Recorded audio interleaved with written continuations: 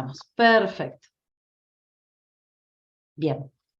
Bueno, ahora sí, quiero darles la bienvenida a un nuevo ciclo de nuestro encuentro de narraciones, esta vez 4 lecturas de terror, de la mano de nuestro curador Pablo Burquet. Bienvenida Graciela, María de las Mercedes, Nicolás y Jorgelina. Bueno, vamos a empezar esta actividad con Graciela. Graciela, antes de tus lecturas voy a leer tu bio, tu presentación. Graciela Rapán publicó su primer libro de cuentos, Peregrino de la Medianoche, en el 2013. En 2015, junto con Matías Gajewski y Agustina Piñeiro, editaron el libro de cuentos de miedo para niños, A veces veo cosas. Desde entonces, ha participado en las antologías A Sangre Fría, volumen 8 de la colección Pelos de Punta, Pelos de Punta, Buenos Aires Fantástica, Relatos de Espada y Brujería, Altertopia y A la Sombra de los Primigenios. Ahora sí, después de esta presentación, Graciela, el micrófono es todo tuyo y el espacio, por supuesto. Gracias. Este cuento se llama Hijo de la Luna. ¿Cómo canta la zumaya? ¡Ay, cómo canta en el árbol! Por el cielo va la luna con el niño de la mano. Dentro de la fragua lloran dando gritos los gitanos. El aire la vela, el aire la está velando. Romance de la luna luna de Federico García Lorca. Yo no sé cuánto hace que estoy aquí arriba. He perdido la cuenta. Aquí no hay veranos, ni inviernos, ni flores que anuncien la primavera. La casa de la luna es plateada, pero sin brillos. Estoy seguro de que el tiempo transcurre distinto en este lugar. Pero ¿cómo saber cuántos años pasaron abajo? Tenía 5 años cuando la vi. Bajó en una hamaca de estrellas para bailar junto a la fragua. Su falda blanca se bamboleaba al ritmo de las palmas que se escuchaban a lo lejos. Sus manos aleteaban como mariposas al viento. Sus pies no tocaban el césped. Le dije que huyera, que si los gitanos la encontraban no la dejarían volver al cielo. Pero ella siguió bailando, y cuando los escuchó llegar, me llevó con ella. Al principio lloré mucho, extrañaba a mi madre, a mis hermanos. Pero la luna no es mala, simplemente se siente sola. Me consoló con sus juguetes maravillosos hechos de luz. Me acunó con canciones en 1000 idiomas distintos y me mostró la vastedad del mundo cuando fui un poco mayor y pude entenderla. Aprendí a convivir con ella y a disfrutar de lo que tenía. Mi piel perdió su color moreno y se volvió pálida, rozando el gris. Mis ojos se acostumbraron a esa penumbra en la que distinguían, sin problemas, hasta el menor detalle. La luna recortó mi cabello y me dio ropas hermosas, tan elegantes. Hasta me regaló una guitarra, toda de plata, que aprendí a tocar en base a recuerdos, pero que nunca sonó como la de madera de cedro que tenía mi padre. En las noches de tormenta era glorioso ver cómo se peleaban las nubes en un torneo eterno, arrojándose rayos y gritando con los truenos que allá abajo seguramente no dejaban dormir a más de uno. El viento las empujaba unas contra otras, en cada choque saltaban chispas y el agua manaba de sus heridas en pequeñas cascadas.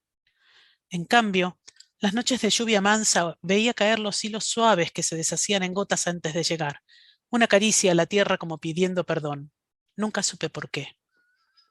Ella amaba bailar. Bailábamos con cada nota de cada canción que suena en la tierra cuando paseábamos por el cielo. Danzábamos entre cometas y estrellas, esquivando meteoritos al son de la música que se elevaba hasta nosotros. Y reíamos, casi felices. Casi.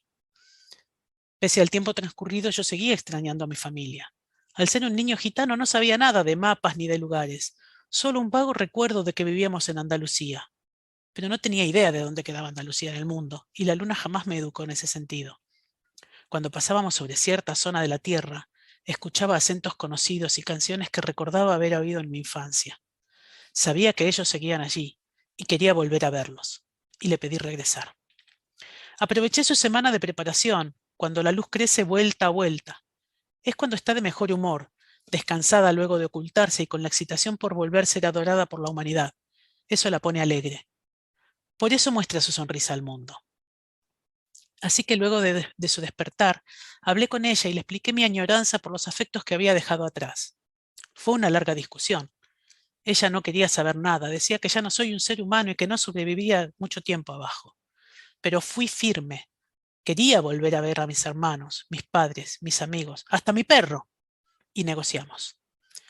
Bajaré la próxima ocultación. en una hamaca de estrellas como la que usaba cuando la vi en la fragua, aquella vez. Podría quedarme por toda la preparación y la plenitud, pero cuando comience la disminución, la hamaca de estrellas me estará esperando en el campamento gitano. Deberé esconderme del sol, sus rayos son mortales para mí porque ahora soy un hijo de la luna. No lo olvidaré. Vestido con un traje de luz plateada, desciendo mecido por la suave brisa veraniega. Al tocar el suelo, la luz se convierte en lino y soy la imagen de un elegante caballero español, con el pelo negro y la piel grisácea. Miro hacia arriba y sonrío agradecido a la luna y a las estrellas. Es raro volver a tener sentidos humanos.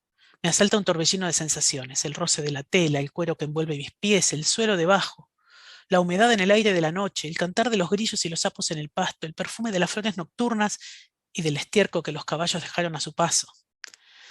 Hasta las lágrimas corriendo por mis mejillas y la misma sensación de tener peso. Me avasalla la tormenta de recuerdos y caigo de rodillas. Mis manos sienten cada guijarro en la tierra mojada de rocío. Todo me resulta extrañamente familiar, como un viejo amigo al que no he visto por décadas. Me toma un largo rato serenarme y perder el sentido de maravilla. Ojalá que la luna haya escuchado mis risas sorprendidas y se sienta tan feliz como yo. Envío un beso al cielo y hago una reverencia antes de emprender mi camino hacia... ¿Dónde? Todo está en penumbras. El campamento parece abandonado. Veo la antigua fragua allí mismo y me acerco. Una cruz de hierro se oxida a su lado. Puedo sentir el olor del metal corroyéndose. Intrigado, veo mi nombre. ¿Acaso estoy muerto? Miro la fecha borrosa y es la del día en que la luna me llevó a su palacio. Junto a la cruz hay una tumba con el nombre de mi madre, que murió un año después.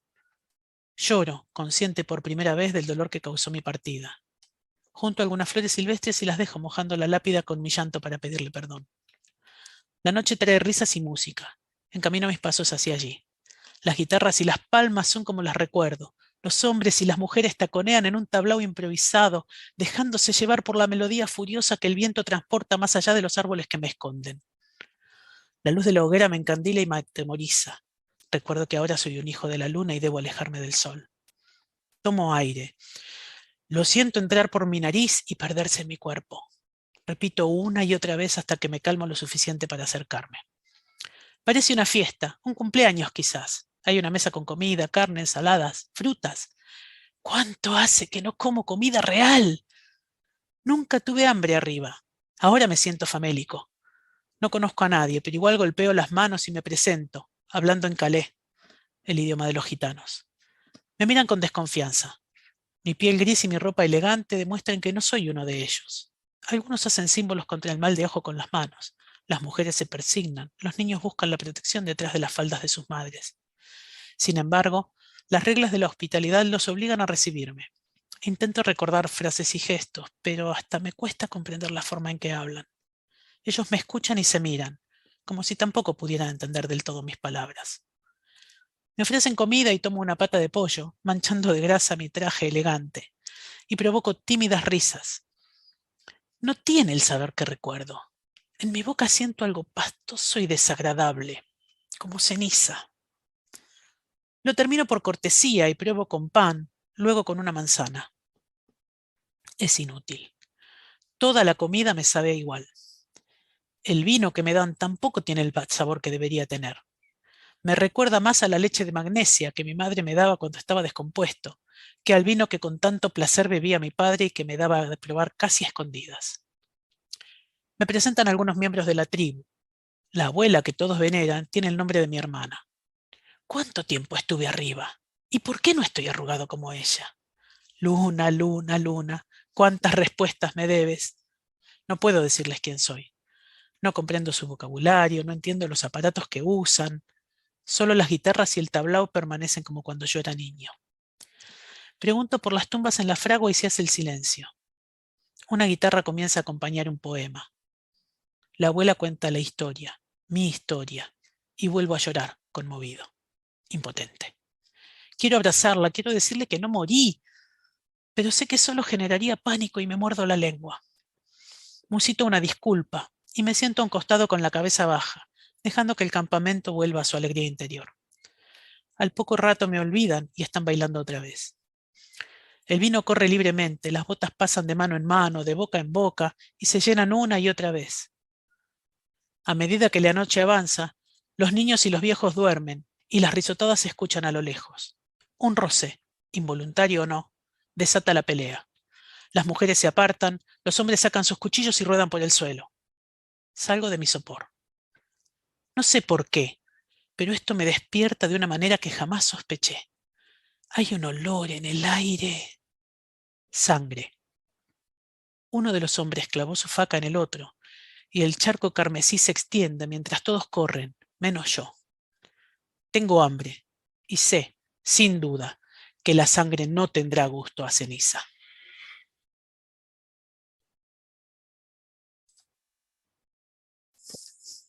Gracias, Graciela. Bueno, ahora es el turno de Nicolás Josami. Nicolás, voy a leer tu bio.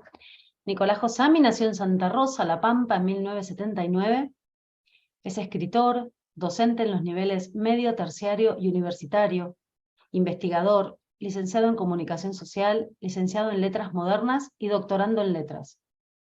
Ha publicado los libros de cuentos Las leyes de la ausencia, Babel 2022, Galería de Auxilios, No Editorial 2019, reedición en Ediciones del Callejón 2022, Hueso al Cielo, Alción 2018, La Joroba del Edén, Cartografías 2018, El Libro Gemelo, Borde Perdido 2016 y La Quimera, Ciprés 2009.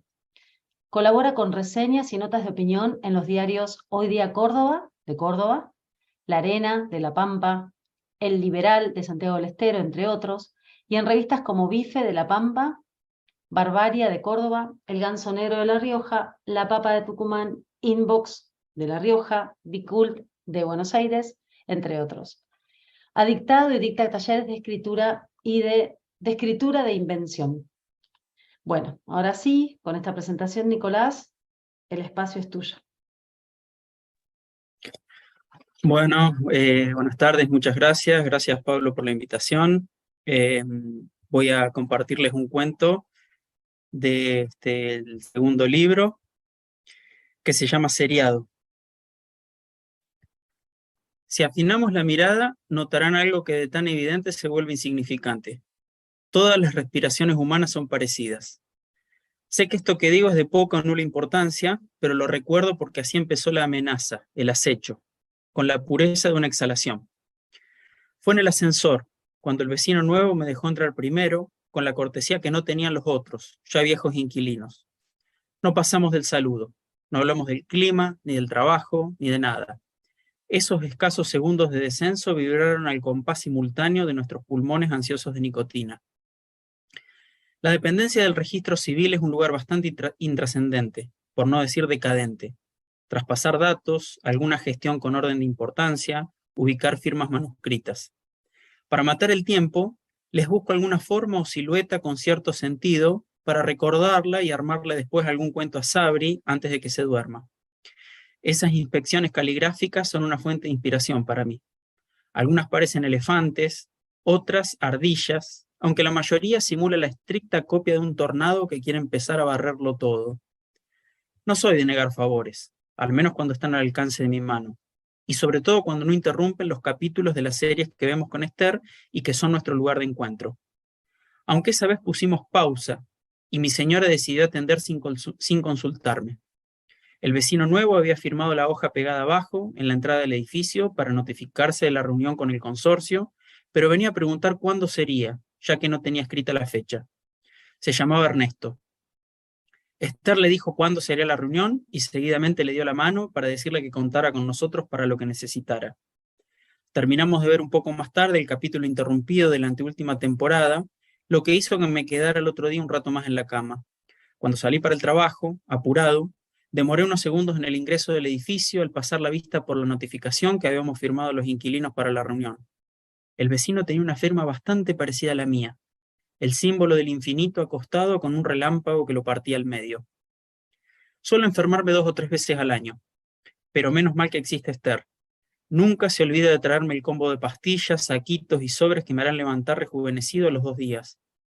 Pero decía, cuando me enfermo me quedo solo hasta que traen a Sabri del jardín. Tras avisar por teléfono al trabajo, mi ocupación se reduce, en esas horas de soledad, a la única que no me requiere esfuerzo, ya que la gripe que me agarra es como para voltear un ejército faraónico. Me echo en el sillón o en la cama y escucho música, la que me gusta, repitiéndola y volviéndola a empezar como un disco rayado.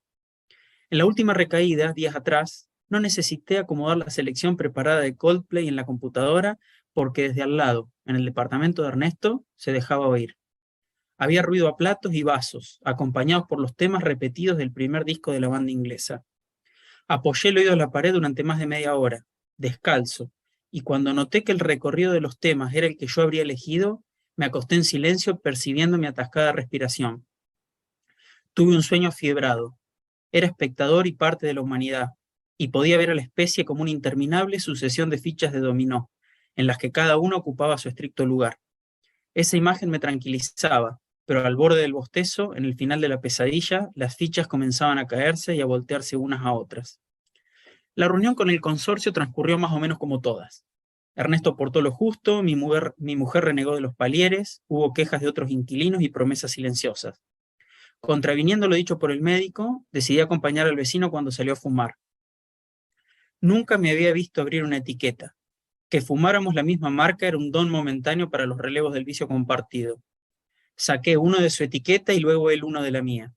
Éramos, creo, los únicos dos seres que abríamos y extraíamos los cigarrillos por la base del paquete. Busqué nombre y apellido completos en el trabajo, en la web. Ernesto tenía una vida común. Era de esos cibernautas promedio que cuelgan alguna que otra cosa, pero donde no se puede llegar a definir nunca su situación presente. Todo lo que aparecía remitía a un pasado inmediato lejano en su vida, desde mascotas, eventos a los que asistió, anuncios. Esos días recuerdo que le inventé a Sabri historias que no tenían final, ya no las cerradas, conclusas, que surgían en mí a partir de las imágenes que sugerían las firmas que veía en el registro, y que mi hija disfrutaba igualmente sin darse cuenta, o hacía que no se daba cuenta. Llegó el acto de cierre del jardín y con Esther notábamos que Sabri andaba inquieta, gozando de la expectativa por la finalización de esa etapa. Pintamos juntos, armamos el disfraz, ensayamos lo que debía hacer y decir, y fue maravilloso. Lloramos con Esther con la normalidad con que lo permiten esas situaciones. Sabri había hecho de pato y los flecos amarillos de papel crepe que le colgaban de todo el cuerpo hacían juego con el pico naranja. Al finalizar la obra, pasamos un rato más para comer algo y extender la experiencia que tanto trabajo les había costado a todos. Pero Esther me conoce mucho. Sabe que cuando tengo ganas de ir al baño, tengo ganas. Nada lo frena, y debo ir a casa como sea. Tan seguro estoy de mis tripas como Napoleón o Alejandro Magno lo deben haber estado cuando se lanzaron a conquistar el mundo. En el trayecto podía pensar un poco. Todavía estaba emocionado. Esa historia simple donde Sabri era el patito más lindo que iba a buscar a otros compañeritos feos para unirlos al grupo de los patos, para demostrar que todos somos iguales y nadie está por encima del otro, ni puede ocupar su lugar. Estacioné el auto a media cuadra del edificio. Abrí la puerta de entrada y cuando llegué al ascensor, Ernesto estaba por cerrar la rejilla metálica protectora desde adentro. Me invitó a subir, distinto gesto del que había tenido aquella primera vez que nos conocimos. Cuando me dijo que seguramente su mujer y su hijita vendrían pronto a verlo y a quedarse con él, intenté concentrarme en nuestra doble respiración de fumadores. Me dijo que estaba en la fiestita de fin de ciclo en el jardín, mujer e hija, y que estaba ansioso por escucharlas para saber todo lo que había hecho el patito más lindo en la representación. Gracias. Gracias, Nicolás. Bueno, ahora seguimos con María de las Mercedes Vidal. Ella fue productora artística para Oxy Medios Creativos hasta 2013. Cursa el profesorado universitario de letras en la Universidad de Burlingame. Su cuento Premio de Casa fue finalista en el concurso de cuento digital Premios Itaú. En mayo de 2022 presentó su primera novela Datva, Bajo el peso de las horas, editada por Lubina Editorial. Actualmente coordina los talleres literarios de Vuela el Pez, Espacio Cultural. Bueno, ahora sí, María Las Mercedes, todo tuyo. Muchas gracias, buenas tardes. Muchas gracias por la invitación. Gracias, Pablo, muy honrada de estar en este espacio. Yo les voy a compartir un cuento que se llama Vivir sin alma. Dejé de vivir con alma porque me sentía sofocado. No tenía espacio para ser yo. Llegué a estos dos ambientes con patio interno pensando que me iba a sobrar el lugar y el tiempo para acomodarme, para darme aire. Y acá estoy, cercado por cajas que en 5 meses todavía no desarmé. Suspiro y recuerdo el café que se enfrió en la cocina sin avisarme. Alma me hubiera recordado que estaba ahí. Viviendo solo me puedo sentar a escribir y perder el sentido del tiempo sin miedo a reproches. Saco el celular del bolsillo. Ya son las 3. El sol da de lleno en lo alto de la pared del patio, que aunque sea un dedal, me sirve para descansar de a ratos la vista, mirando perpendicularmente el cachito de cielo arrendado. Vibra el teléfono. Debe ser ella. No tengo ganas de atenderla. Vamos a terminar discutiendo horas por pavadas monumentales y la novela, bien, gracias. Hoy voy a escribir. Paso de costado por entre las pilas de cajas que forman un pasillo y cuando llego a la última, hago fuerza con el pie y las desplazo todas juntas, de izquierda a derecha. Detrás aparece la puerta de la cocina. El departamento es tan chico que cada vez que despejo un acceso bloqueo otro. Automáticamente agarro la taza y giro a la izquierda. Después me doy cuenta que eso era en el otro departamento, el nuestro. El ser humano es un animal estúpido. Me pregunto si toda la vida me sentiré torpe sin alma. Vuelvo a girar a mi derecha y meto la taza en el microondas. Escucho el primer bip. La notebook se está quedando sin batería. ¿Guardé los cambios? Sí, los guardé. Los debo haber guardado. Suena el microondas y manoteo la puerta, pero no la alcanzo. Me estiro más y aún no llego. Tengo que doblar la cintura para acercarme y en una maniobra pelotuda quedo parando en un pie imposibilitado de avanzar por los bultos sin desarmar. Soy un bailarín clásico de 107 kilos haciendo piruetas con el café caliente tambaleando en la mano derecha. No entiendo cómo llegué a esta posición. Me recompongo y miro a mi alrededor con la taza en la mano. Sin pensar, debo haber corrido los paquetes del piso. Pienso si vale la pena desarmarlos o si conviene tirar todo a la miércoles. Al fin de cuentas, con un par de cubiertos estoy más que bien. Pero pasan los días y no me decido a hacer ni lo uno ni lo otro. Regreso taza en mano, caminando de costado. No sé si se está poniendo el sol o si las torres de cajas crecieron. Debe ser el sol, porque también siento un poco de frío. Sacaría con la izquierda el celular del bolsillo, pero el espacio no da, apenas puedo moverme. A la pasada miro para identificar en cuál está la ropa, si encontrar el suéter azul, pero no puedo. O estoy corto de vista, o se borronearon las inscripciones con las que marqué el contenido, o a lo mejor los nombres están del otro lado, no sé. Encima la luz se sigue extinguiendo, así es imposible. Una columna de cartones marrones, igual que las otras, me corta el paso. Ahora tengo que maniobrar porque el pasillo se volvió estrecho y el pie no llega a empujarla. Del otro lado está la cama. Intento escuchar y me doy cuenta que no sonaron más bips. No sé si se apagó la notebook o si fui yo que no les presté atención a los sonidos. A veces los pensamientos gritan y no dejan escuchar el mundo. No sería nada raro en mí. Me obsesiono más con el tiempo. Me pregunto qué hora será. ¿Cómo pasó tanto tiempo desde que salí de la cocina hasta que llegué a la cama? O donde creo que está la cama, porque todavía no puedo verla. Y Alma no me volvió a llamar. Siempre llama, pero nada. Desde las... ¿Qué hora sería? ¿Las 5?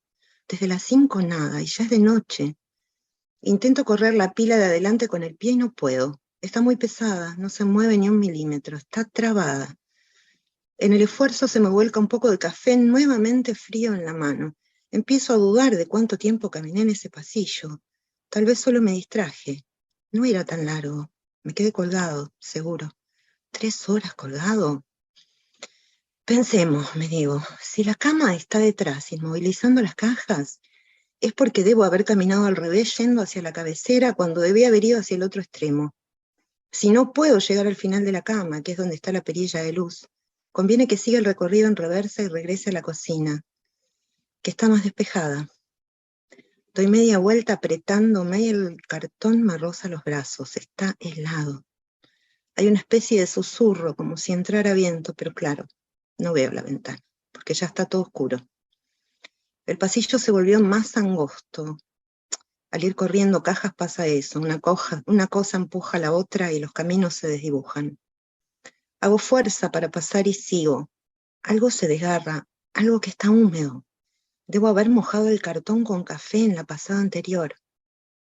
Quiero dejar la taza para empujar las pilas que se estrechan cada vez más. Estiro los brazos para alcanzar el borde de arriba, pero no llego. Ahora estoy preocupado. Las cajas no crecen. Las cajas no crecen, me repito, pero no me tranquiliza. ¿Por qué carajo Alma no llama cuando la necesito? ¡Qué mierda! Empecinado como soy, hago más y más fuerza para salir. Sin embargo, estoy cada vez más encallado. Soy una ballena. La puta madre. Revoleo la taza con el mínimo movimiento que me permite la mano por sobre mi cabeza, pero no escucho nada. La taza no cae, no la escucho caer. Me cuesta respirar, siento el tórax comprimido. Las manos libres arriba tocan el cartón, pero está mojado, parece a punto de deshacerse. Si me pudiera afirmar, si con un esfuerzo pudiera impulsarme hacia arriba, pero lo único que logro es deshacerlas, no soportan el más mínimo peso.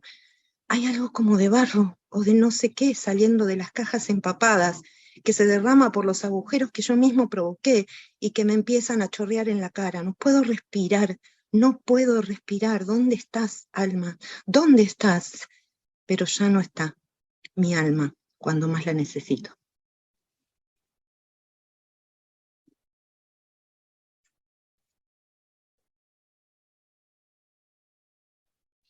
Gracias, Mercedes, perdón. Bueno, y ahora sí, vamos a leer la vida de Jorgelina Etze, que es quien continúa.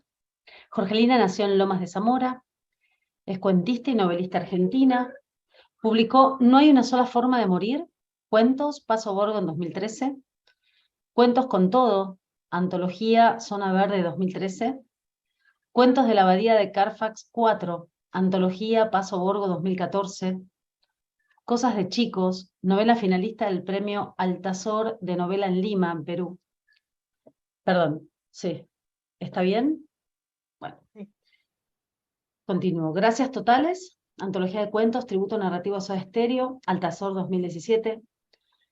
Tantas soledades, cuento Lubina 2019, perdón. Halcones de mar, El fantasma de Spencer, novela Bucanera 2021. Y Halcones de mar, Niebla de espejos, novela Bucanera 2022. En su carrera ha ganado varios premios literarios. Sus cuentos han sido publicados en diversas publicaciones, entre las que se destaca el diario Perfil.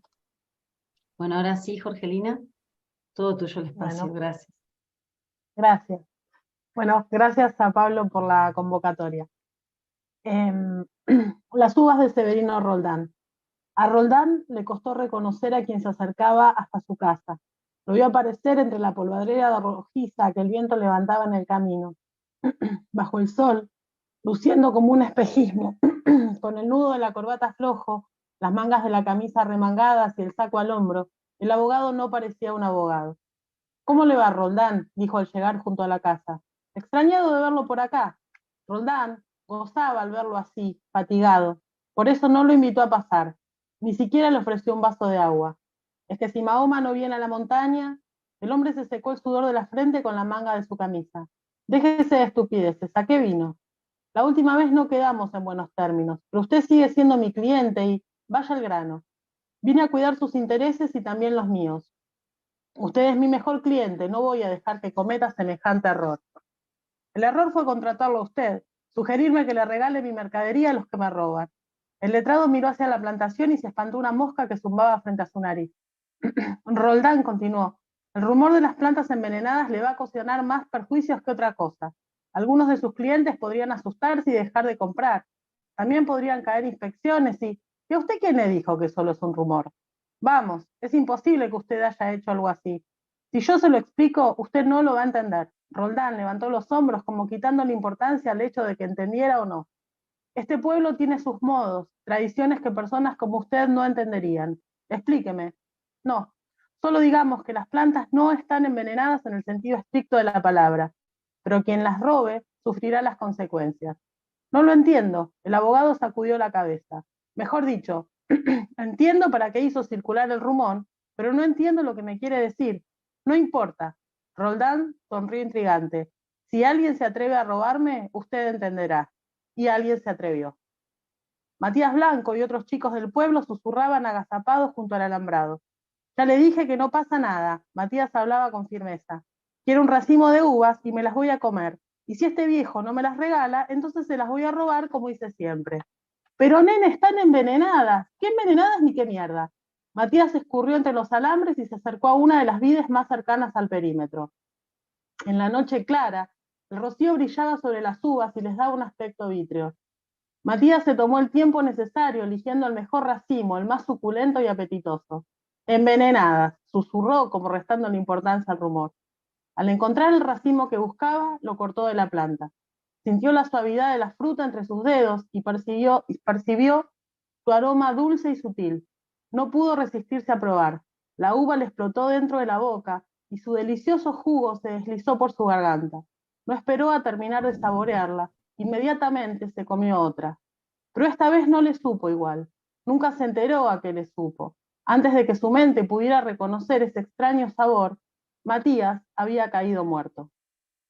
La muerte de Matías Blanco dividió al pueblo. Un bando sostenía que el muchacho había muerto envenenado apoyándose en el rumor que había corrido y en el testimonio de los chicos que fueron con él a robar las uvas.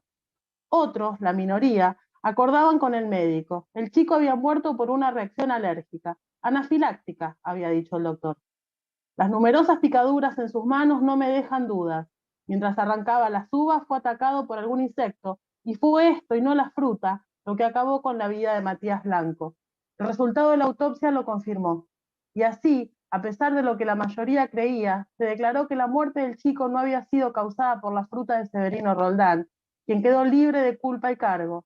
Además, era imposible envenenar la fruta. Una vez cosechada, vaya y pase, dijo el juez. Pero envenenar la planta para que produzca fruta repleta de una ponzoña tan poderosa capaz de matar al instante, no, eso no es posible. Luego de la muerte de Matías, algo se disparó en la finca. Al principio fue imperceptible. Solo Severino, con su ojo clínico, pudo reconocer los primeros síntomas. Algunas plantas comenzaron a perder fuerza. Las hojas se pusieron amarillas y se cayeron. Los insectos, sin prisa pero sin pausa, arremetieron contra los árboles y arruinaron parte de la cosecha. Un problema aquí, otro allá. Roldán sabía que las cosas no iban bien. Después, todo empeoró. El invierno llegó con abundantes heladas, pero los cítricos crecieron sin sabor. Ese año las naranjas no fueron dulces. Caían de los árboles secas como el pecho de una anciana y agrias como la leche cortada. Los manzanos se avicharon, los duraznos no nacieron y las frutillas crecieron demasiado ácidas. Lo peor, las uvas. Aquellas magníficas uvas que habían sido siempre valiosas cápsulas de néctar y ambrosía se fueron poniendo negras, se arrugaron como pasas y se cargaron de una tinta negra y viscosa, tan nauseabunda como el jugo de una herida purulenta. Los racimos se habían llenado de arañas y las uvas alojaban sus huevos.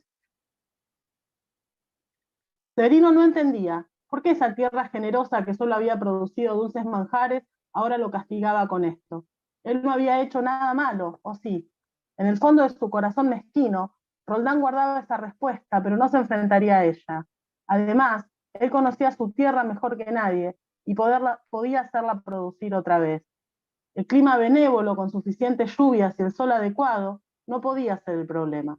Severino prestó más atención al riego. Personalmente tocaba la tierra de todas sus plantas para indicarles a sus trabajadores la cantidad justa de agua que cada frutal requería. Recorría los pasillos de la plantación mirando con ojo experto cada planta, buscando señales de enfermedad para actuar a tiempo. Falta abono en los manzanos, el agua de las peras no es suficiente. Protejan las frutillas, fumiguen los cítricos. Y así seguía todos los días, ordenando a sus trabajadores una lista interminable de tareas y cuidados. La finca está en terapia intensiva, gritaba, y si se muere ustedes se quedan sin trabajo. No podía enfrentarse a la verdad que lo atormentaba. Él sabía que todo era su culpa. Fertilizaron la tierra con productos químicos y orgánicos, con sangre y con sudor, pero no había caso, la tierra se moría. Los árboles, que hasta entonces habían sido frondosos, se retorcían como vampiros a los que sorprendió el sol. La tierra, que siempre había sido negra y suelta, se convirtió en un manto amarillento y agrietado, duro como el asfalto y tan estéril como él. Entonces, Severino Roldán supo que le quedaba solo una cosa por hacer. Al amanecer, ensilló y al trote se alejó de su tierra en dirección al monte. Sabía que sería como la última vez, el chamán lo esperaría en la espesura. Avanzó con su caballo por el sendero. El sol ya ardía alto, pero apenas algunos rayos lograban atravesar el techo de árboles. El bosque acechaba silencioso. No se oían ni las aves ni los insectos. Era como si el mundo contuviera el aliento, aguardando un desenlace profundamente temido. El sonido de los cascos de sus caballos contra el suelo aumentaba esa sensación. Al rato de andar, Roldán percibió el aroma de una fogata. Sí, era humo, pero en ese humo ardía algo más. Incienso, mirra, palo santo, susurró. Estoy cerca. Guió a su caballo en la dirección de la que provenía el humo. En un claro lo divisó. En cuclillas, junto al fuego, lo esperaba el chamán. Con una vara removía las brasas. Roldán, saludó de espaldas. Pensé que vendría antes. Severino no respondió. Se limitó a acercarse a la fogata y a mirarlo fijamente. Supongo que viene porque su tierra se muere, ¿no es cierto? No sé qué pasa. El chamán seguía agachado, pero levantó la cabeza para observar a Roldán. ¿No lo sabe? Tiene que ver con lo de antes, ¿no? Severino mantenía los ojos clavados en las brasas. Tiene que ver. La cautela se elevó entre ellos, paréntesis necesario para que cada uno pensara a solas. Cuando vine la otra vez le pedí que protegiera mi plantación de esos bandidos. Lo hice. ¿Qué fue lo que hizo? Estoy perdiendo mi tierra. Lo que me pidió, un conjuro de protección, tal como quedamos. Lo de las arañas fue un buen toque. Así parece que fue eso lo que mató al chico. Pero mi tierra se está muriendo, tiene que ayudarme. El chamán se levantó y se acercó más al fuego. De su bolsillo sacó sal gruesa y la arrojó a las llamas. Pequeñas explosiones llenaron el silencio. No puedo. ¿Cómo que no puede?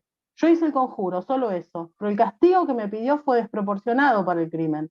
La tierra mató a un joven y sufre por lo que ha hecho. Se está castigando y a través de ella lo está castigando a usted. Pero eso es injusto, ¿cómo lo revertimos? Con un sacrificio. Roldán se rió sobrador. ¿Qué quiere? ¿Que mate un cordero? No, eso no sirve. Usted no sé qué tiene que hacer. La tierra se cobrará esa muerte, pero no sé a qué precio. Ayúdeme, suplicó Roldán. No sé cómo. A partir de entonces todo fue de mal en peor. Lo único que seguía vivo en esa tierra maldita eran las vides, pero estaban infestadas de arañas que crecían dentro de esas inmundas uvas negras, las mismas que habían acabado con la vida de Matías Blanco. No había sentido en mantener a los trabajadores, no había tierra que trabajar. Roldán los despidió y a regañadientes pagó las indemnizaciones. Hacía meses que en la tierra no se producía nada, pero Severino se había confiado en que la situación se revertiría. Con préstamos bancarios compró provisiones a crédito, se fue endeudando más y más.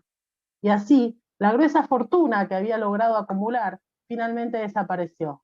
Para terminar de cancelar sus deudas, no le quedó más alternativa que vender sus vehículos y toda la maquinaria agrícola, y ni aún así fue suficiente. Lo único que le quedaba era la tierra, una tierra seca que ya no valía nada.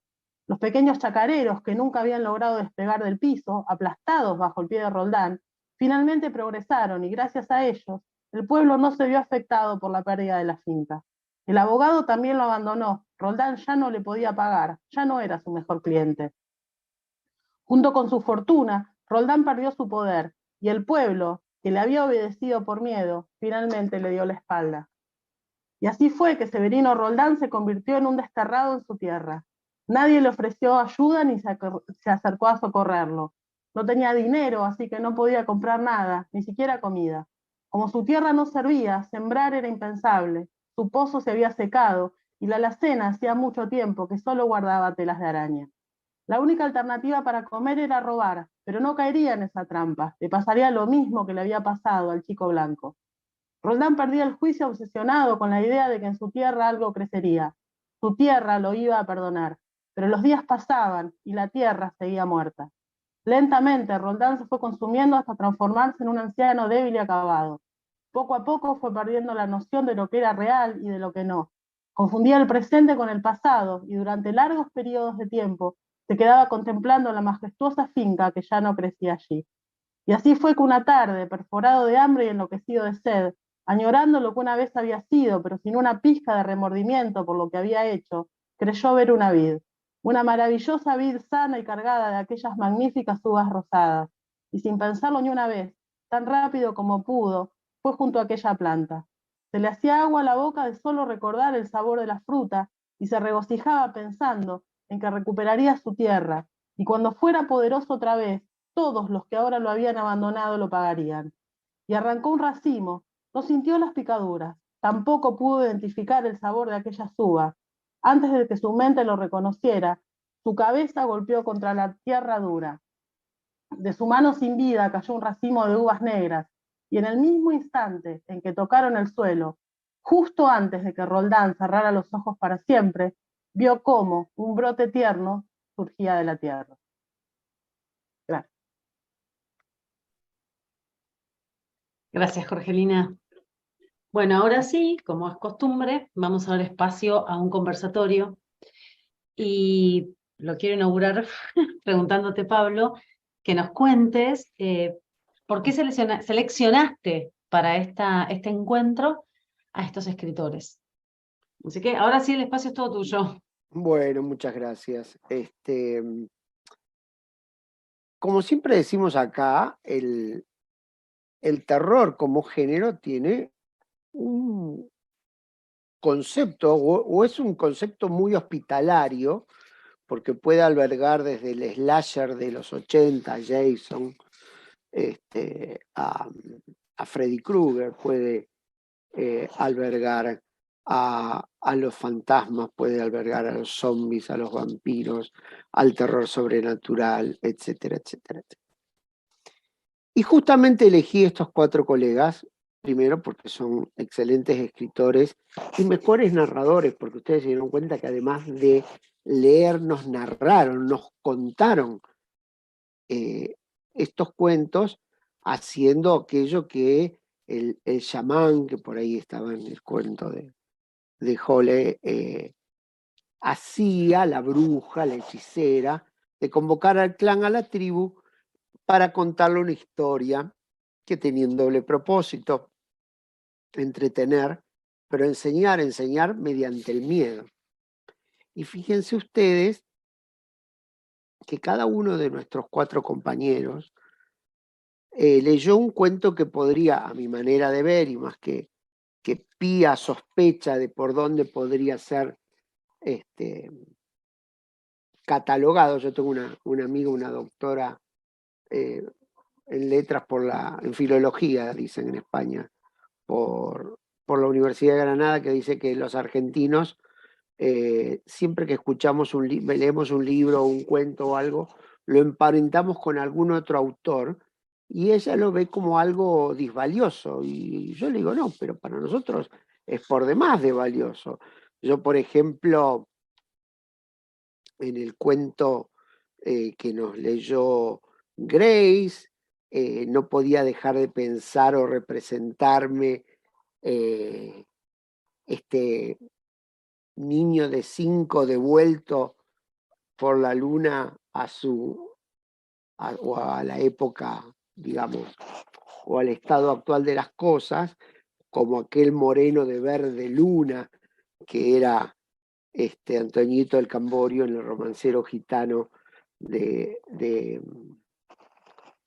Federico García Lorca, y los navajazos y los rasguidos y el cantejondo y la abuela que era la matrona, y toda esa presencia muy idiosincrática del sur de España, y esa mezcla sutil que se va haciendo cada vez más progresivamente agresiva en la presencia de este niño ya devenido en otra cosa, que me hizo acordar al gótico más clásico, al inicio del 1800, finales de 1700, donde aparece esta figura del vampiro, para llegar hasta final ya el neogótico con Bram Stoker, finales de 1800, con mi amigo el querido Conde. En la misma línea, pero con otro de los grandes temas del terror, Nico nos contó la historia, por supuesto, siempre moderna, siempre en la actualidad, pero de un tema muy, muy caro al terror insisto, en su más que hospitalario concepto, que es el del doppelganger, el tema del doble. El doble, se decía antes que si vos veías a tu doble era porque te anunciaba la muerte. Bueno, acá quedó como un final abierto, pero esta cosa que ese reconocimiento con el vecino me hizo acordar también a esta versión tan rica en tantos autores, empezando, como diría Borges, en Stevenson, pero que la lista guarda a unos cuantos más. En otro de los aspectos notables del terror y de sus amplios horizontes, Mer nos leyó una historia que podríamos decir es una historia neoclásica de fantasmas, y me hizo acordar al más exquisito Poe con La muerte prematura, que si bien no tiene nada que ver el argumento de uno u otro, pero sí la progresiva autoconciencia del estado en que se encuentra el narrador. Y finalmente Jorgelina nos trae lo que podríamos decir una especie de Weir gaucho o New Weir, o Weird, para ser más propios con la pronunciación, pero si usted quiere decir Weir, digan Weir, el nuevo raro, el nuevo anómalo, el nuevo enfermito mental que ahora está volviendo y que tiene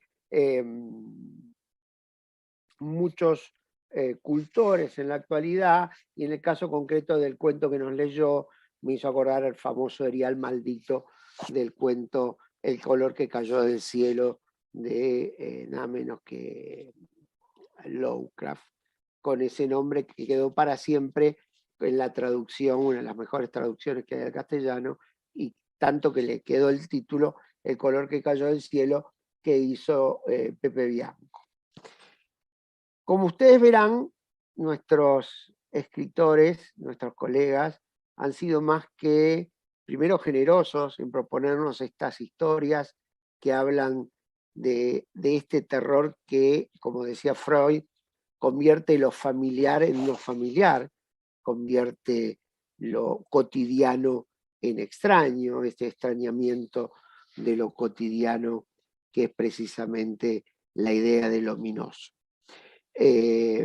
Obviamente que estoy más que gratificado con los cuentos que nos han ofrecido nuestros amigos, y me gustaría preguntarles alguna aproximación que pueda tener cada uno breve en atención a la hora, sobre el género, sobre por qué escribir cuentos de miedo, cuál es la idea, qué buscan, qué los pincha, por qué el miedo, porque en general la mayoría no es cultor, o sea, no es como, en mi caso yo me dedico a escribir terror, rara vez escribo otra cosa. En cambio nuestros compañeros, y allí está la riqueza que tiene este ciclo, nos permite presentar voces nuevas, voces que no tienen por allí la presencia que la haraganería, amiguismo, venalidad o lo que sea de los reseñadores habituales los ponen en primera página y siempre vemos a las mismas personas, y sin embargo ustedes pueden comprobar que desde hace 3 años estamos trayendo gente de una valía inmensa. Así que no hablo más y les pregunto a ustedes, hablen libremente, esto es una charla de café, esto es una ronda de mate, podemos coincidir, podemos disentir, se pueden enojar por la asimilación que hice de sus cuentos, me pueden insultar, y si es en un idioma apocalíptico mejor, así nos divertimos todos. Así que bueno, ¿qué les parece? ¿Por qué el terror? ¿Por qué escribieron estas historias? ¿Qué querían contar? Mira, de mi lado, a mí el romance de la luna a luna es uno de mis poemas favoritos. Me encanta el romancero gitano y el romance de la luna a luna cuando me lo hicieron estudiar en la escuela, y dije, qué sé yo, bueno, ¿qué pasó con ese chico? O sea, pongamos que la luna se lo llevó. Y bueno, no podía volver tan fácil. A mí me cuesta bastante escribir terror, porque me sale más la cosa de la fantasía. Bueno, habrá notado que todo el cuento es todo, hay fantasía, hay poema, y bla, bla, bla, y de repente, bueno, sácate. Y me gustó por eso para traerlo a este ciclo, porque me gusta mucho cómo quedó. Pero en general me tengo que poner a escribir terror. Me cuesta bastante. Nico. Bueno, en mi caso, por ejemplo, antes cuando pensé en la invitación y qué leer, en los libros de cuentos que he publicado trataba de rastrear algunos que tuvieran lateralmente, oblicuamente, que ver con el terror y encontraba uno o dos de cada uno de los libros. A mí me interesa mucho la cuestión de la contaminación de los géneros, el cruce de los géneros, la ciencia ficción con, no sé, el terror, el policial.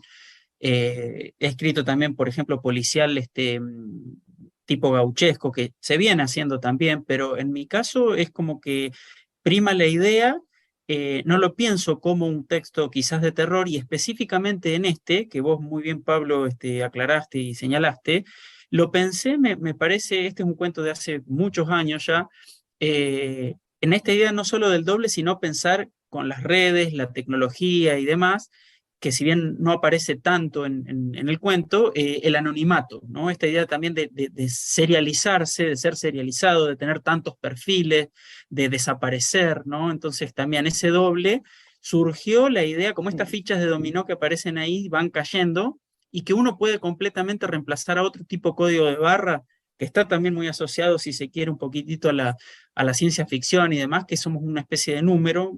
La tecnología, la internet y demás, creo que abrevé un poquitito ahí para pensar algunas de las historias de terror, pero el cruce de géneros me interesa, me gusta mucho leer terror, sobre todo también autoras, autores nobles o que están empezando a escribir. Y creo que hoy me parece que el género también está bastante volcado a esta contaminación, me parece, de que no hay una cosa muy, muy estricta. Y me interesan, por ejemplo, los debates, y ya para terminar, los líos o esas cosas que se habían creado, por ejemplo, en el concurso del Fondo de las Artes, donde se pedía, por ejemplo, poesía de ciencia ficción o género de terror, y se armaban como bandos de un lado o del otro, como si los textos, la literatura es buena de por sí, sea del género que sea, ¿no? Entonces, me parecía que eso también hay como representantes, hay un impulso muy, muy grande del género, pero me parece que está como se está refritando, se están triturando un montón de temas y se está volviendo a poner en el tapete la cuestión del terror más relacionado con esta cuestión de lo tecnológico, lo cibernético y demás. A mí me interesa mucho ir por esa zona, por ese lugar también. Muchas gracias. Claramente yo me figuro que el crítico del futuro dirá que las primeras décadas de este siglo y quizás las últimas ya se empezaba a ver esto que vos señalabas, la hibridación, esta cosa de cazar distintas vertientes, que ya no es tan claramente el cuento de fantasmas, ya no es tan claramente el cuento de vampiros, sino que el vampiro vive, ya no es el del castillo medieval, ya no es sino que tiene otra cosa, ya tiene. Y acá, como vos en tu cuento me pareció exquisito, hay una progresión donde primero vemos una vida y hay un punto medio donde se empieza a solapar y donde termina claramente con la otra y deja ahí ese final vacío en el sentido de que para que el lector saque su conclusión. Mer, nuestra almita, ¿qué pasó allí? Bueno, yo estaba pensando, vos sabés que en ese sentido me dejó reflexionando justo en este tema desde que apareció la convocatoria, y me puse a mirar qué cuentos de terror tenía yo. Que en una de las conversaciones yo te dije, lo que pasa es que mis fantasmas son fantasmas tristes, fantasmas que las pasan mal, porque yo soy básicamente una escritora del realismo. Sin embargo, me pasa con el terror lo mismo que me pasó con la novela. Yo llegué a la ciencia ficción, mi primera novela es una novela de ciencia ficción, y me dijeron, estás escribiendo ciencia ficción, ¿qué sabes de ciencia ficción? Yo no sabía nada de ciencia ficción. aprendí después, y en tanto curso, tanta charla, tanta lectura, tanta investigación, un día escuché algo que me llamó poderosamente la atención y que se me quedó grabado, y que explica un poco esos corrimientos que suceden a veces, que hablábamos en un grupo de por qué la ciencia ficción. Y la persona que coordinaba nos dijo, la ciencia ficción en sí misma no habla de otra cosa que el cuento real, no habla de otra cosa que el cuento de terror, no habla de otra cosa que... Los temas son siempre los mismos. Lo que nos pasa es que tomamos cierta distancia de las cosas que no son fáciles para nosotros de procesar, abarcar, abordar. Con una cierta distancia a las cosas y miradas en otro punto, en otra perspectiva, en esa nueva perspectiva de la que hablaban los formalistas rusos, digamos, parados en otro lado, quizás es más fácil abordar un problema y hacerlo ver al otro. Y esto a mí me pasa generalmente. Cuando llego a este tipo de géneros es porque estoy hablando de cosas que me son muy, muy cercanas en general. Sí, y se nota por el grado de inmediatez que tiene el narrador, en este caso en primera persona, con lo que le va pasando y el progresivo despertar, si vos me permitís. Pablo Capana, que es quizás el más grande estudioso de la ciencia ficción en general y Argentina en particular, dice algo así como que escribimos ciencia ficción usando el futuro o la ciencia como atajo para contar los problemas de ahora. Y mi amiguita Jole, ¿dónde estás? Ah, me cambiaste de lado ahora, ya estás.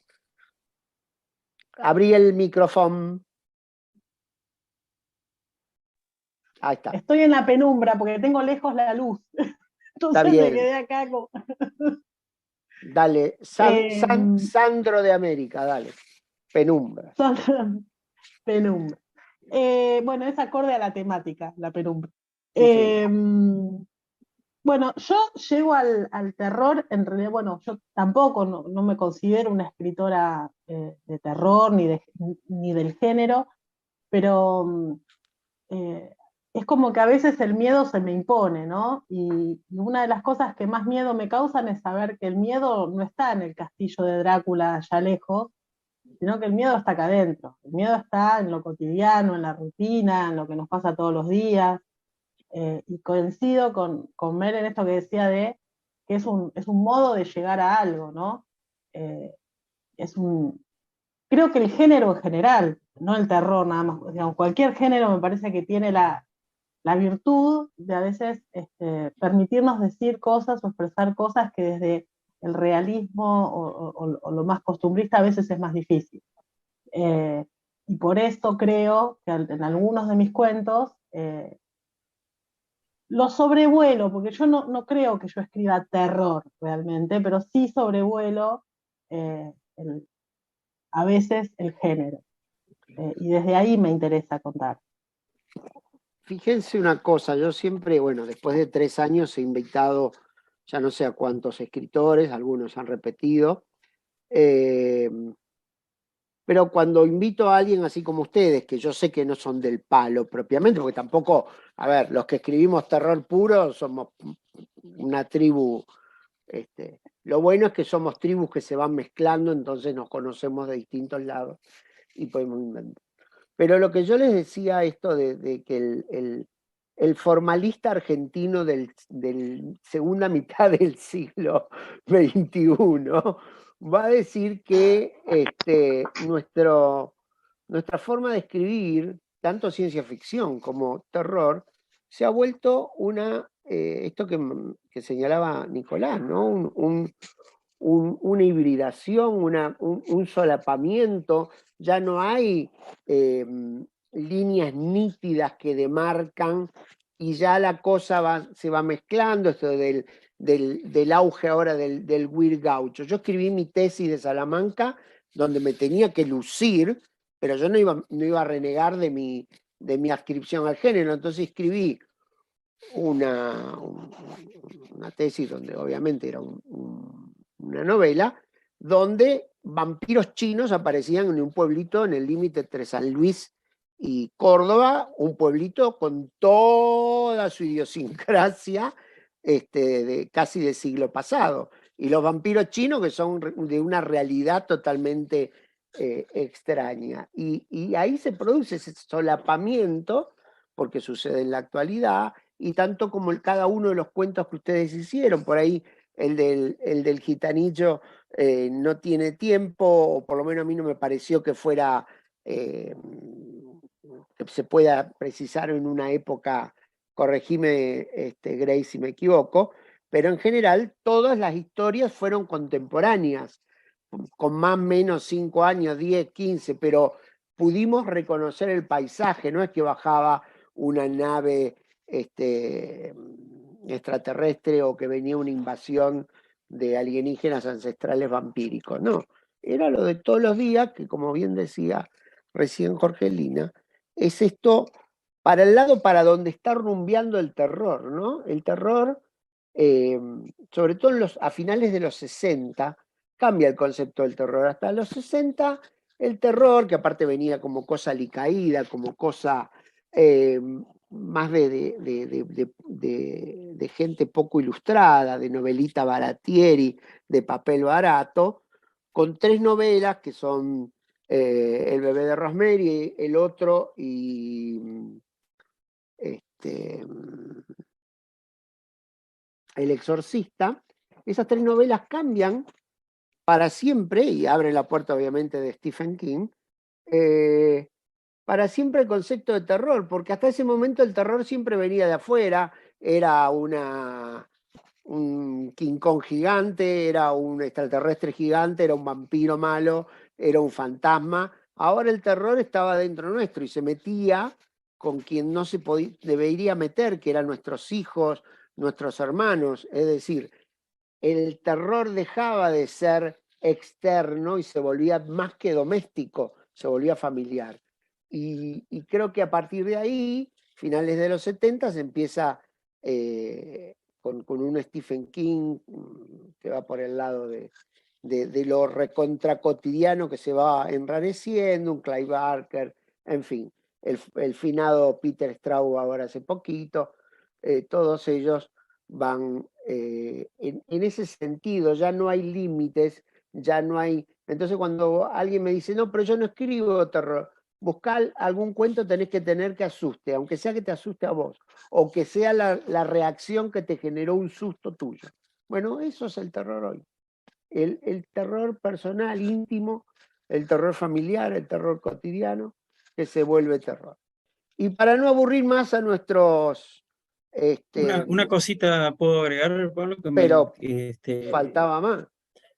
Me interesa en esto que decís, por ejemplo, venía pensando también, y como una pregunta, venimos de pandemia, saliendo y no tanto estos años, y pensar dónde estaría o cuál sería la novela o cuento que se escribirá sobre, ya hay ejercicios y cuestiones sobre la pandemia, pero ¿dónde estaría el terror? ¿Si en el virus o en la incomunicación y en esto de que esta cosa de si salimos peor o mejor?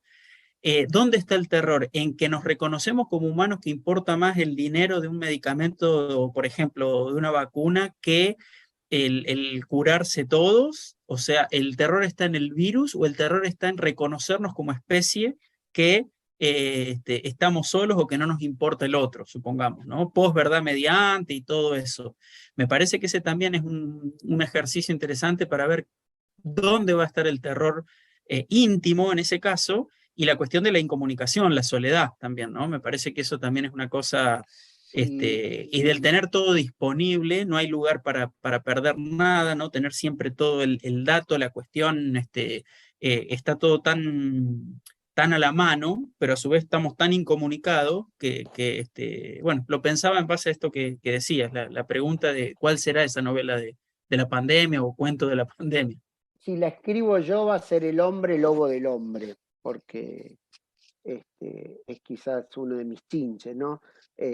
Yo en todos los libros hay 2 o 3, siempre hay alguna pandemia, alguna cosa rara, muy de película clase B de los 60, que es lo que a mí me encanta.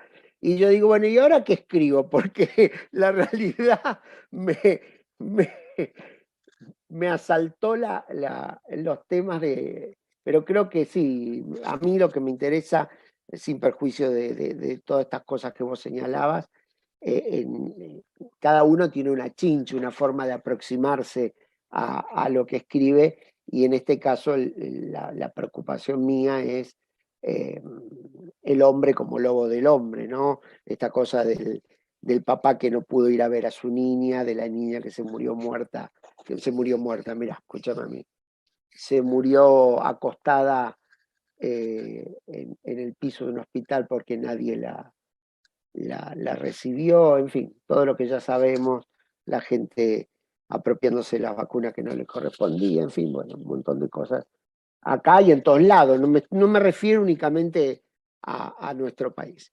Y para ir cerrando, que esta es la parte de los chivos, como le decimos, me gustaría preguntarles si tienen algo para mostrarnos que está a la venta o que está por salir, o si nos quieren contar de algún proyecto en el que están, si quieren mostrarnos el último libro que escribieron y dónde se puede conseguir. Este es el momento, mis queridos.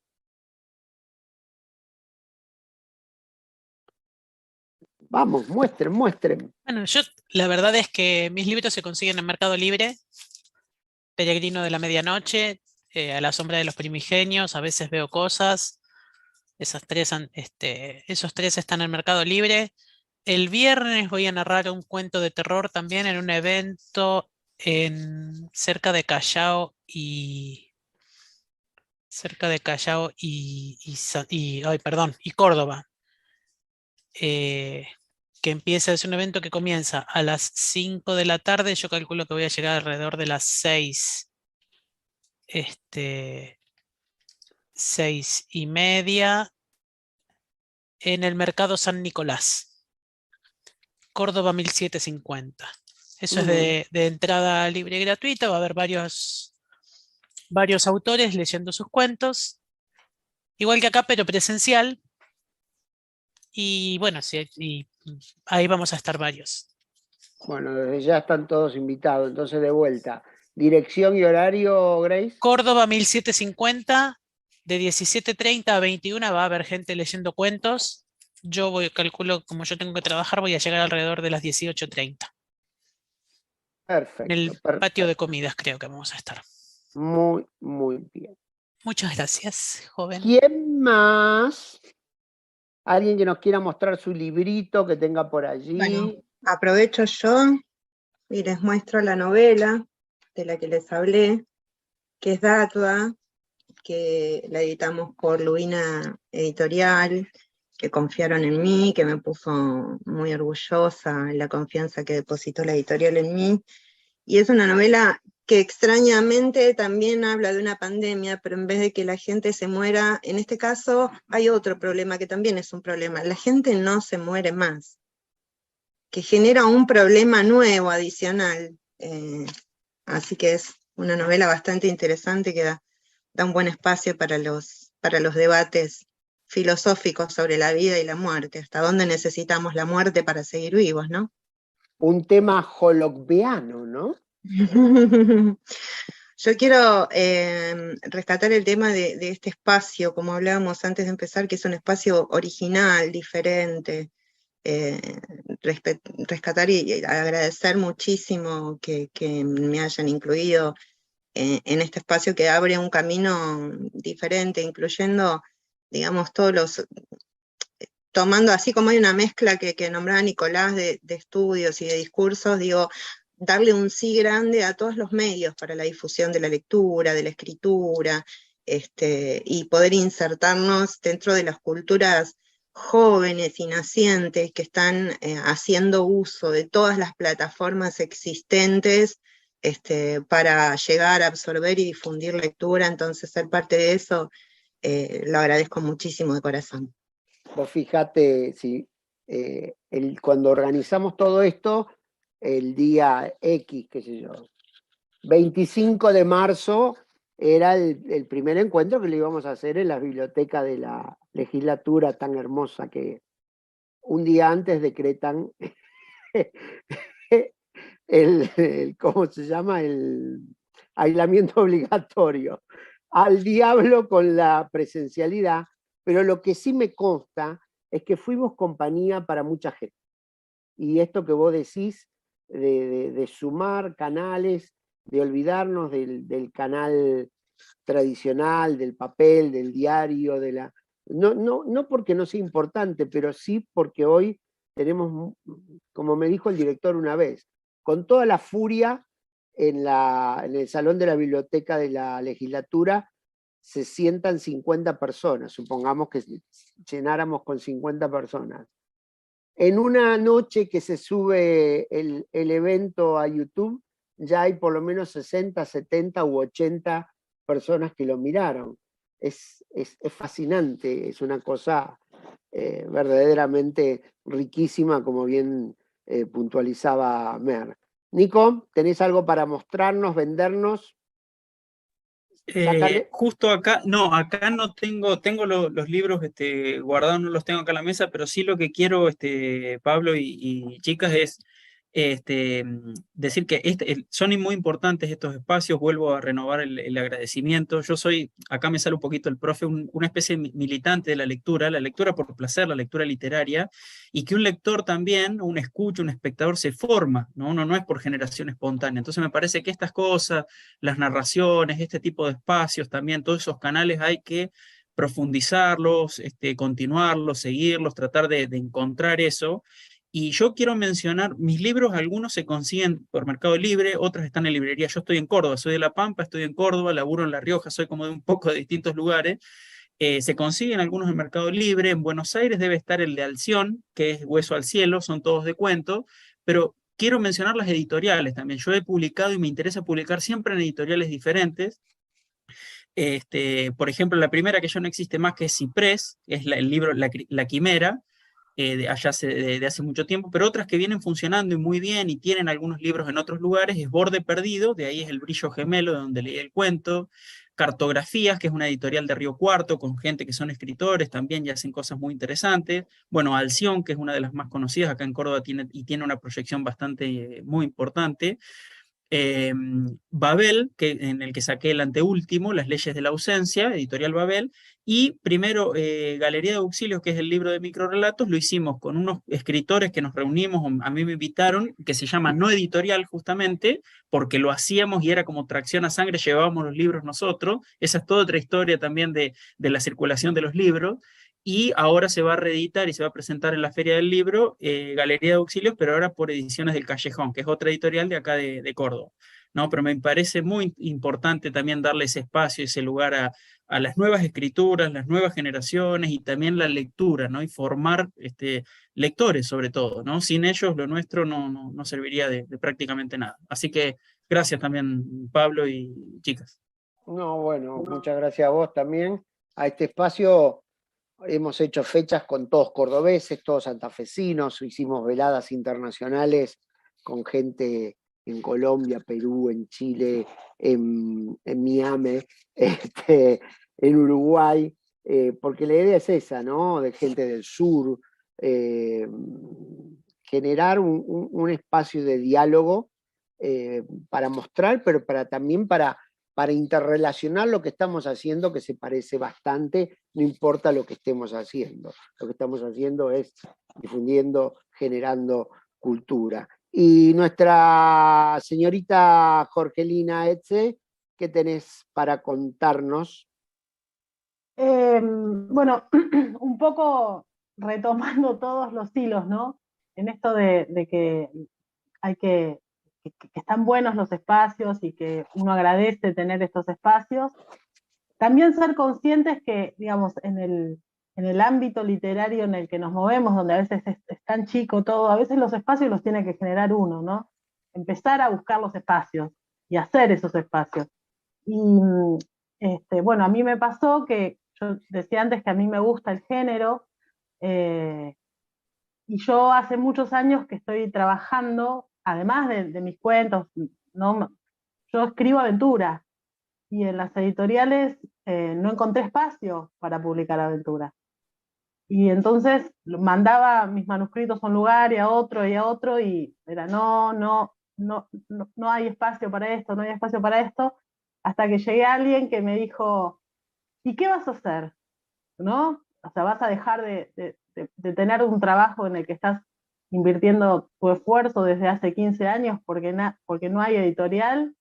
Entonces dije, bueno, va a haber una editorial que publique aventura, y entonces abrimos Bucanera, que es una editorial independiente, chiquita, que está empezando, que estamos, y donde, bueno, yo publiqué mi novela de aventura, que no pude publicar en otro lado, y donde estamos tratando donde recibimos manuscritos y estamos tratando de generar este espacio para el que quiera.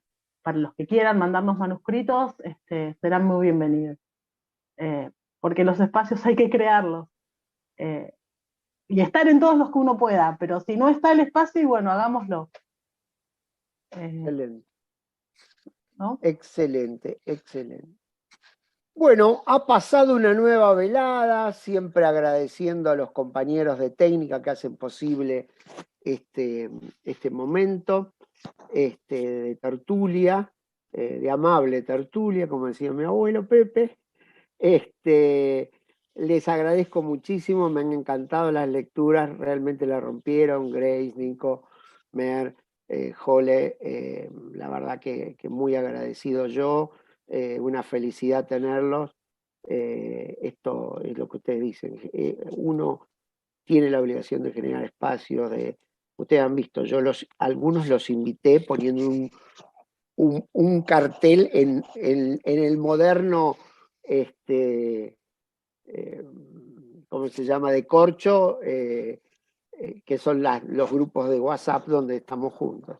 Y funcionan, y créanme que funcionan, porque son cosas fabulosas. Así que no me queda más que agradecerles, recordarles que nos vemos en la próxima, donde vamos a traer más gente para que los siga asustando. Así que te dejo, Nati, la más mejor, cerrando este día, y una vez más, muchas gracias a todos. Gracias, Graciela, Mercedes, Nicolás, Jorgelina, Pablo, gracias por estar acá, se me corrió la cámara, ahí va. Por hacer estos ciclos tan buenos, estuvieron buenísimos, todos los cuentos, la verdad, me encanta el género, aparte a mí me encanta el género.